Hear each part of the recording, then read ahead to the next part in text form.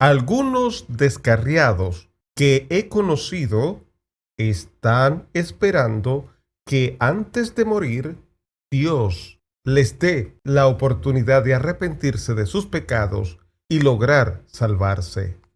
¿Es correcto tomar esa actitud? Pienso que esos descarriados han interpretado mal cuando escuchan o leen lo que dice que Dios es misericordioso. Han interpretado mal la palabra misericordia para hacer y deshacer, como si Dios fuera un alcahuete, un consentidor, un gurrumino, un blando, olvidándose que su justicia es perfecta y su misericordia no altera jamás su justicia. Quien no se cobije realmente en su misericordia, inevitablemente se va a enfrentar a su justicia. Les está pasando lo mismo que hacían los fariseos y saduceos en los tiempos de Juan el Bautista. Leamos Mateo 3, 7 y 8. Al ver él que muchos de los fariseos y de los saduceos venían a su bautismo, les decía: generación de víboras, ¿quién os enseñó a huir de la ira venidera? Haced pues frutos dignos de arrepentimiento. Pero un descarriado que tiene este pensamiento está cometiendo dos faltas o pecados que son: primero, está tentando a Dios. Mateo 4:7.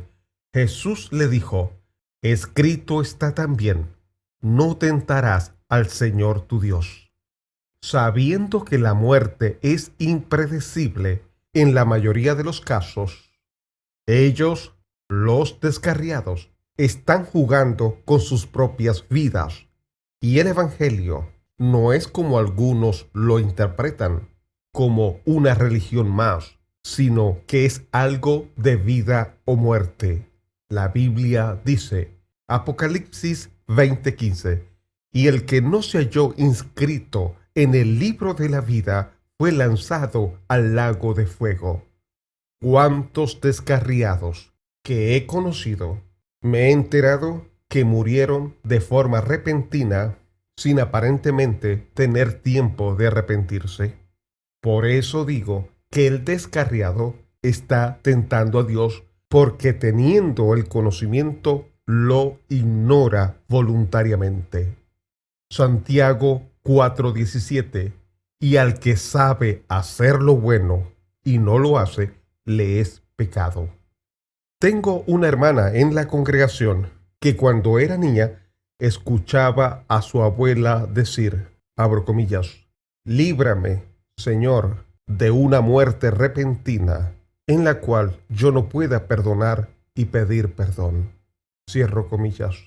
Ella era temerosa de Dios y sentía cuidado de estar bien con Dios todos los días. Dígame, ¿cómo estará la condición del descarriado que está alejado de Dios de manera deliberada? Eso es una ruleta rusa que la persona temerosa de Dios no debe jugar. Pero aún así, que tenga tiempo de arrepentirse antes de morir, pregunto, ¿ese arrepentimiento será genuino? El ladrón en la cruz se arrepintió antes de morir, pero él desconocía el camino de Dios. El descarriado conoció la voluntad de Dios y se apartó. Y si estamos interpretando correctamente la parábola de los talentos y las 10 minas, y aún la parábola de las 10 vírgenes, es imposible que un descarriado sea salvo si está esperando para que cuando llegue la muerte pueda arrepentirse cuando no cumplió el propósito de Dios. Eso es lo grave de esto. Mateo 25:14 en adelante. Porque el reino de los cielos es como un hombre que yéndose lejos llamó a sus siervos y les entregó sus bienes. A uno dio 5 talentos, y a otro 2, y a otro 1. A cada uno conforme a su capacidad, y luego se fue lejos. Y el que había recibido 5 talentos fue y negoció con ellos, y ganó otros 5 talentos. Asimismo, el que había recibido 2 ganó también otros 2. Pero el que había recibido 1 fue y cavó en la tierra, y escondió el dinero de su señor. Después de mucho tiempo, vino el señor de aquellos siervos y arregló cuenta con ellos. Y llegando el que había recibido 5 talentos, trajo otros 5 talentos, diciendo: Señor, 5 talentos me entregaste, aquí tienes, he ganado otros 5 talentos sobre ellos. Y su señor le dijo: Bien, buen siervo y fiel. Sobre poco has sido fiel, sobre mucho te pondré. Entra en el gozo de tu señor. Llegando también el que había recibido 2 talentos, dijo: Señor, 2 talentos me entregaste, aquí tienes. He ganado otros 2 talentos sobre ellos. Su señor le dijo: Bien, buen siervo y fiel. Sobre poco has sido fiel, sobre mucho te pondré. Entra en el gozo de tu señor. Pero llegando también el que había recibido 1 talento, dijo: Señor, te conocía que eres hombre duro, que ciegas donde no sembraste y recoges donde no esparciste, por lo cual tuve miedo y fui y escondí tu talento en la tierra. Aquí tienes lo que es tuyo. Respondiendo su señor, le dijo: Siervo malo y negligente, sabías que ciego donde no sembré y que recojo donde no esparcí. Por tanto, debías haber dado mi dinero a los banqueros, y al venir yo hubiera recibido lo que es mío con los intereses. Quitadle, pues, el talento y dadlo al que tiene 10 talentos. Porque al que tiene, le será dado, y tendrá más. Y al que no tiene, aun lo que tiene, le será quitado. Y al siervo inútil, echadle en las tinieblas de afuera. Allí será el lloro y el crujir de dientes.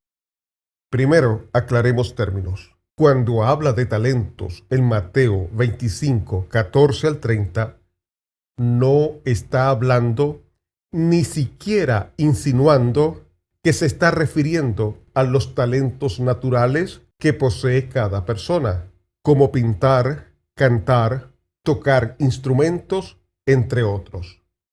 No podemos interpretar la Biblia con los conceptos de nuestros tiempos, sino en los conceptos que dominaban los autores al momento de escribir la parte de la Biblia que les tocó aportar. Cuando allí se habla de talento, se está refiriendo a un tipo de dinero. En la época que vino el Señor Jesús a cumplir su ministerio terrenal, estas eran las monedas que estaban en circulación: blanca, cuadrante, cuarto, denario, dracma, siclo, libra de plata y talento. Pero el talento no era una moneda, sino un peso, y era lo más costoso, lo más valioso. Su valor difiere según las épocas y los estados. Un talento se dividía en 60 minas o 3.600 ciclos, y en la época helenista pesaba aproximadamente 41 kilogramos. Y el Señor Jesús estuvo cuando el movimiento helenista ejercía influencia en el mundo. Así que reflexionemos. Cuando dice que a uno le dio 5 talentos y redondeamos el número en 40 kilogramos, quiere decir que le dio unos 200 kilogramos de oro. Al segundo le dio unos 80 kilogramos de oro y al tercero le dio 40 kilogramos de oro. Eso es mucho. Entonces, la parábola de los talentos se refiere a una encomienda que se le entrega a una persona y ésta debe cumplir. Se debe entender como los dones, también ministerios o llamados que tiene una persona concedido por el Espíritu Santo. Y toda persona tiene llamado de parte de Dios para cumplir mientras viva. La Biblia dice, Salmo 138, verso 8, Jehová cumplirá su propósito en mí. Ahora, todo creyente está llamado o para ser sacerdote o para ser rey, según Apocalipsis 1:6. Pero el descarriado se ha negado a lo que dice en Lucas 9:23 y decía a todos, si alguno quiere venir en pos de mí, niéguese a sí mismo, tome su cruz cada día y sígame. El descarriado dejó de llevar la cruz de Cristo y vive para sí. El descarriado no cumple lo que dice Apocalipsis 2:10. Sé fiel hasta la muerte, y yo te daré la corona de la vida. Ellos no son fieles hasta la muerte. El descarriado es como aquel siervo que enterró su talento. Nunca lo puso a producir. Dios le entregó algo sumamente valioso, pero éste decidió esconderlo. Y vemos la sentencia de parte de Dios, el cual le dice, siervo malo y negligente, al siervo inútil echadle en las tinieblas de afuera, allí será el lloro y el crujir de dientes. Salmo 73:27. Porque he aquí, los que se alejan de ti perecerán. Tú destruirás a todo aquel que de ti se aparta. El descarriado no cumple lo que dice en Salmo 73:28. Pero en cuanto a mí, el acercarme a Dios es el bien. He puesto en Jehová el Señor mi esperanza, para contar todas tus obras. Este mensaje también va dirigido a todo aquel creyente que se conforma ir un día a la semana, pero nunca se preocupa por conocer y cumplir el propósito de Dios en su vida. El título del mensaje, algunos descarriados están esperando arrepentirse al final de sus vidas.